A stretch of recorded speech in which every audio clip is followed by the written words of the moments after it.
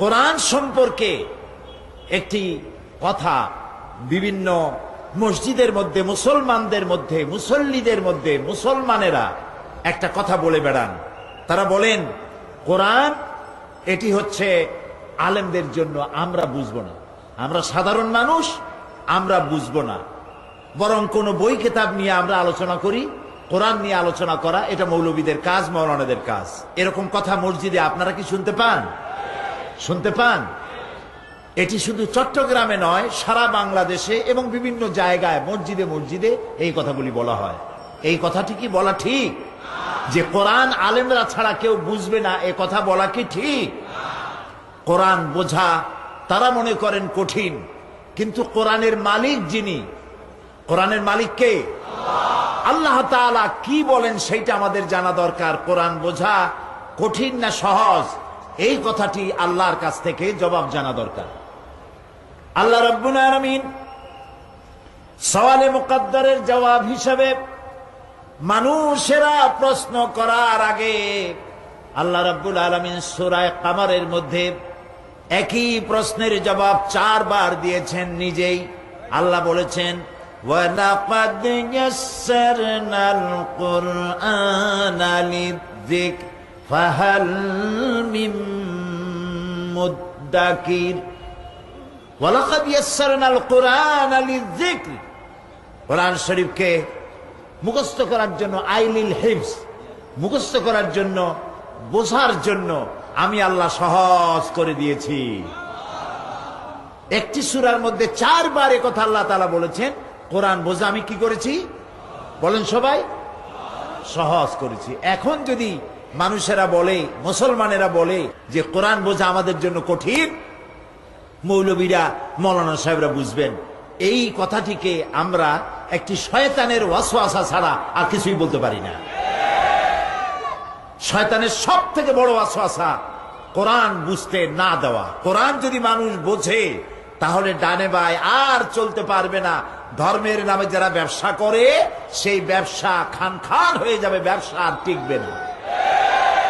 এই জন্য শয়তান চায় কোরআন থেকে মানুষদেরকে মাহরুম করার জন্য।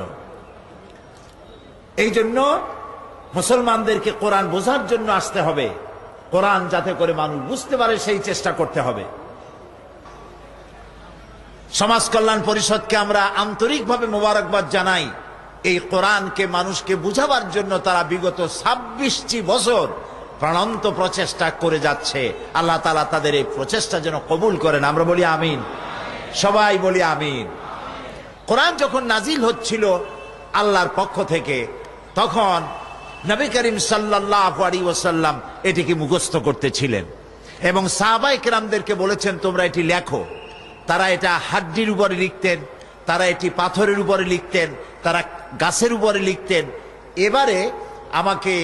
এবার রমজান মোবারকে যখন আমি মক্কা শরীফে, মদিনা শরীফে ছিলাম, তো মদিনা শরীফে ওখানে মসজিদে নববীর ভিতরে একটা মিউজিয়াম আছে।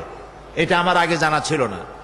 এই মিউজিয়ামের ডাইরেক্টর যিনি, তিনি গত 2 বছর ধরে চেষ্টা করছিলেন আমার সঙ্গে দেখা করার। ওখানে এক বাঙালি কাজ করে, তিনি আমাকে এই খবরটা দিলেন। তো এবার আমি মদিনা শরীফে যাওয়ার পরে আবার তারা আমার খোঁজ নিলেন এবং দেখা করতে চাইলেন। আমি জোহরের নামাজ পড়ে দেখতে গেলাম, সেইখানে দোতলায় উঠলাম, এরপরে মিউজিয়ামে গেলাম। ডাইরেক্টর সাহেব তিনি আমাকে নিয়ে ভেতরে, তিনি এই চট্টগ্রামের ক্যাসেট দেখা উনি আমার জন্য মহব্বত পোষণ করেছেন। তারপরে তিনি নিয়ে গেলেন, সেখানে গিয়ে দেখলাম কোরআন শরীফের সেই পুরানা লেখাগুলি, সাহাবায়ে কেরামদের হাতের লেখা কোরআন শরীফ। হযরত ওসমান রাদিয়াল্লাহু তাআলা আনহুর হাতের লেখা কোরআন শরীফ, সেই পাতার উপরে চুমা খাইলাম। জের জবর তো নাই, নক্তাও নাই, নক্তা ছাড়া কোরআন শরীফ কিভাবে, আর হাতের লেখা এত সুন্দর যা চিন্তা করা যাবে না, এত সুন্দর। এটা কি হাতের লেখা না টাইপ, বোঝার কোনো উপায় নাই। হযরত হাসান রাদিয়াল্লাহু তাআলা আনহুর হাতের লেখা কোরআন শরীফ, গাছের কাঠের উপরে লেখা, পাথরের উপরে লেখা, বিভিন্ন জায়গায় সেই যুগের তৈরি করা কাগজের উপরে লেখা এই কোরআন শরীফগুলি সেখানে সংরক্ষিত করা আছে। আমি একটা কপি চাইলাম, তারা ফটো করে আমাকে কপি দিয়ে দিল, আমি নিয়ে এসেছি সেটা। অবশ্য আপনাদেরকে দেখাইতে আনতে পারিনি, আনতে পারলে ভালো হইতো। তো তো এই কোরআনে কারীম এইভাবে তখন সংরক্ষিত হতো, আর নবী করিম সাল্লাল্লাহু আলাইহি ওয়াসাল্লাম এটাকে মুখস্থ করতে চেষ্টা করতেন, যাতে তিনি একটি আয়াতও ভুলে না যান। এজন্য পেরেশান হয়ে হযরত জিবরাইলের সাথে পড়তেন। কিন্তু আল্লাহ তাআলা তার এই মাহবুবের কষ্ট পছন্দ করলেন না। আল্লাহ রাব্বুল আলামিন বলেন, লা তুহাররিক লিসানাকা লিতা'জালা বিহি, ও নবী কোরআনে কারীমকে মুখস্থ করার জন্য আপনার জিহ্বাকে এত নাড়াচাড়া করার কোনো প্রয়োজন নাই। আমার জিবরাইল যখন আপনার প্রতি কোরআন অবতীর্ণ করে, আমার জিবরাইলের সাথে একবার মাত্র আপনি তেলাওয়াত করবেন, আপনার সিনার ভিতরে গোটা কোরআন শরীফ মুখস্থ করায় দেওয়ার মালিক আমি আল্লাহ।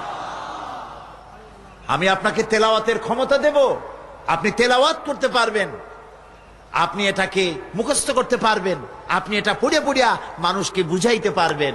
ওমা তাদরি মাল কিতাব ওয়ালাল ঈমান, আপনি এটাও জানতেন না কিতাব কারে কয়, আপনি এটাও জানতেন না ঈমান কারে কয়, আমি আপনাকে শিখাইতেছি। সুবহানাল্লাহ।